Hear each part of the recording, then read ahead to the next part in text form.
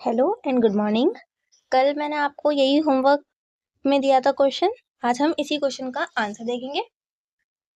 तो इसके अंदर आपको सबसे पहले देखना पड़ेगा कि हमें क्या क्या दे रखा है। ठीक है, गिवन हमें क्या क्या चीजें दे रखी हैं, आप वो पहले लिख के रख लो। तो जैसे हमें दे रखा है, अब आप देखो कि इसके अंदर क्या बी दे रखा है, क्या ब्रैकेट है इस क्वेश्चन के अंदर? नहीं है। ओ है। ऑफ फंक्शन दे रखा है क्या? नहीं है। डिवाइड डी है। डिवीजन तो हमें दे रखा है ना इस क्वेश्चन के अंदर। तो सबसे पहले हमारा क्या स्टेप रहेगा कि हमें डिवीजन लेकर चलना है। तो आप जैसे ही माइंड मैप बना लोगे ना अपना कि हमें किस तरीके से क्वेश्चन को सॉल्व करना है, तो आपको आधी चीजें तो वैसे ही क्लियर हो जाएंगी कि हमें करना क्या क्या है। और जैसे आपको पता चल जाएगा कि हमें करना क्या है, तो फिर आप तुरंत के तुरंत क्वेश्चन को अटेम्प्ट करना शुरू कर दोगे। ये चीज तो आपके दिमाग में सबसे पहले आ जाना चाहिए कि सिंप्लीफिकेशन का अगर क्वेश्चन है तो हमें बोर्ड मास लगाना है। और बोर्ड मास के लिए सबसे पहली लाइन हम क्या लिखते हैं? To solve this question we have to apply the rule of BODMAS. तो वही चीज आपको शुरुआत से ही पता होनी चाहिए कि हमें लिखना क्या क्या है, किस तरीके से क्वेश्चन को अटेम्प्ट करना है, शुरुआत कहाँ से करनी है। आधी चीजें तो ना नहीं पता होती है, तो इस वजह से क्वेश्चन अटेम्प्ट नहीं हो पाता। ठीक है, तो यहाँ पे आप लिख दोगे स्टेप नंबर 1। हमें पता चल गया कि यहाँ पर डिवीजन दे रखा है, सबसे पहले हमें डिवाइड करना पड़ेगा। तो आप लिख दो यहाँ पर direct applying division function.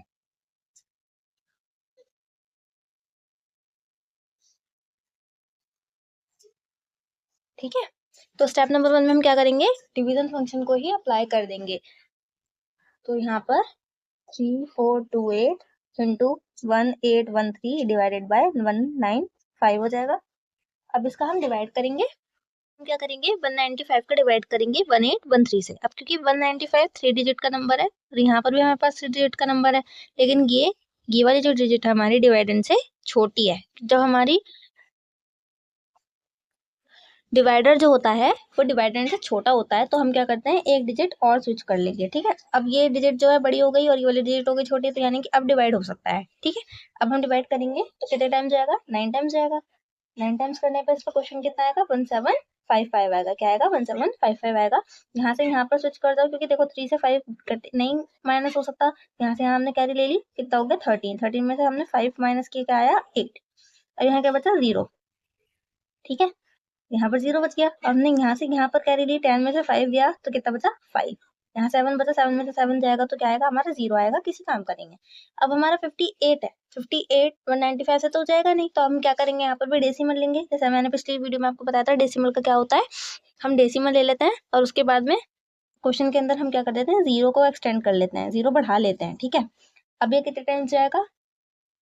2 times. तो 2 टाइम्स जाएगा। 2 टाइम्स में कितना आ गया हमारा? 390।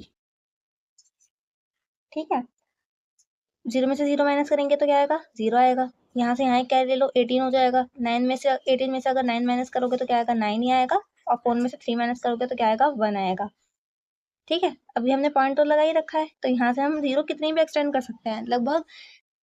वैसे कर तो कितनी भी सकते हैं, लेकिन जो मैथमेटिकल रूल है वो ये है कि आप 6 तक तो 0 आराम से एक्सटेंड कर सकते हो एक पॉइंट से। ठीक है, तो ये 1900 हो गया।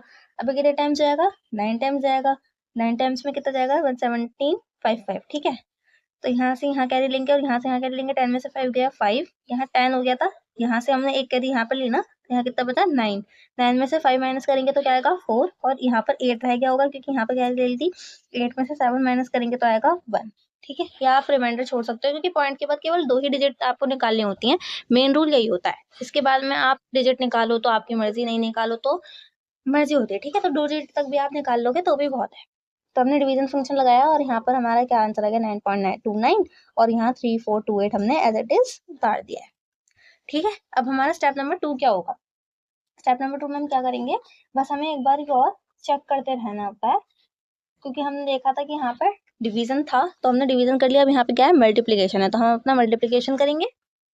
तो मल्टीप्लीकेशन स्टेप नंबर 2 हमारा क्या रहेगा? मल्टीप्लीकेशन करेगा, क्योंकि यहाँ पे केवल मल्टीप्लीकेशन रह गया है।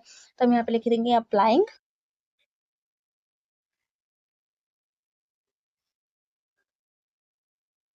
मल्टीप्लीकेशन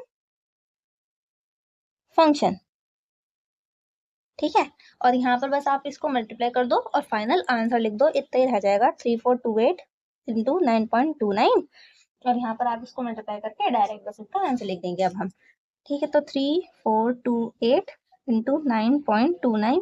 अब ये पॉइंट आप कहोगे कि डेसिमल वाला हम कैसे करेंगे। बच्चे क्या करते हैं, शुरुआत में पैनिक होने लग जाते हैं। बस आपको करना क्या होता है, इसका डायरेक्ट आप पहले मल्टीप्लाई कर लो, और जो ये जो डेसिमल वाला काम होता है ना, ये तो डायरेक्ट क्वेश्चन में मतलब आंसर में होगा आपको। ठीक है, तो पहले आप मल्टीप्लाई कर लो। 9 8 72, कैरी 7, 9 2 18, 25, 5 और 2 कैरी, 4 9 36, 37, 38, 8 कैरी 3, 3 9 27, 20 29 30। तो क्या आ गया, 3 और 0। अब यहाँ एक मल्टीप्लाई का साइन लगा देंगे। 2 8 16, 6 कैरी 1, 2 2 4 और 1 5, 3 4 2 4 8, 2 3 6। डबल मल्टीप्लाई लगा दिया। अब कि देखो यहाँ से 9 से ही तो करी थी हमने, इस पे पूरी में मल्टीप्लाई, तो 9 दोबारा मल्टीप्लाई करेंगे तो यही आना चाहिए ना हमारा, तो हम यहीं पे यही लिख देंगे 8 5 और 2। ठीक है, बस अब देखो ये 2 6 + 5 कितना हो गया, 11 कैरी 1, 5 और 8 13 और 1 14 + 2 16, 6 कैरी 1, 5 + 8 8 और 5 13 और 1 14, 4 कैरी 1, 3 + 1 4, 4 और 6 10, 10 और 8 18, 8 कैरी 1, 0 + 1 1 और 3।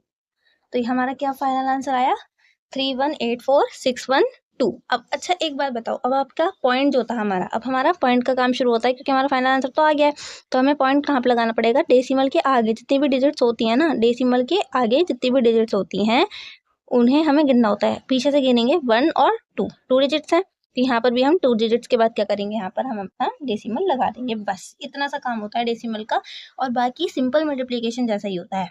ठीक है, तो यहाँ पर आप क्या लिखोगे, 31846.12 इज आवर फाइनल आंसर।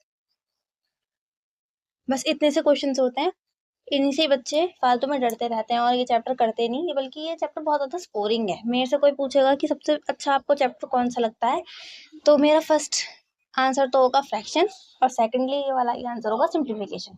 सबसे ईजी चैप्टर होता है ऑपरेशन विद लार्ज नंबर्स। इसमें आपको कुछ नहीं करना पड़ता, केवल वर्ड प्रॉब्लम्स करनी होती है या फिर सिंप्लीफिकेशन करनी होती है। इसके अलावा आपको कुछ भी नहीं करना पड़ता, केवल आपकी कैलकुलेशन अच्छी होनी चाहिए, आपको मल्टीप्लाई डिवाइड और प्लस माइनस ये सब चीज़ें आई हुई होनी चाहिए। बस इसके बाद में आपको कुछ नहीं करना पड़ेगा, केवल आपको बोर्ड मार्क्स का रूल पता होना चाहिए, और कुछ भी नहीं करना पड़ता है इस चैप्टर के अंदर। सबसे ईजी और बेस्ट चैप्टर है, तो आप इसकी प्रैक्टिस करते रहो और अपने आंसर्स कमेंट किया करो। ठीक है, जिससे मुझे भी पता चले कि आपने वीडियो देखी है, आपको पसंद आ रही है, किस तरीके का कंटेंट आपको सही लग रहा है ना। तो मैं आपको एक होमवर्क का क्वेश्चन दे रही हूँ, आप ये क्वेश्चन ज़रूर करना और अपना आंसर मुझे कमेंट्स में बताना। ठीक है, ओके।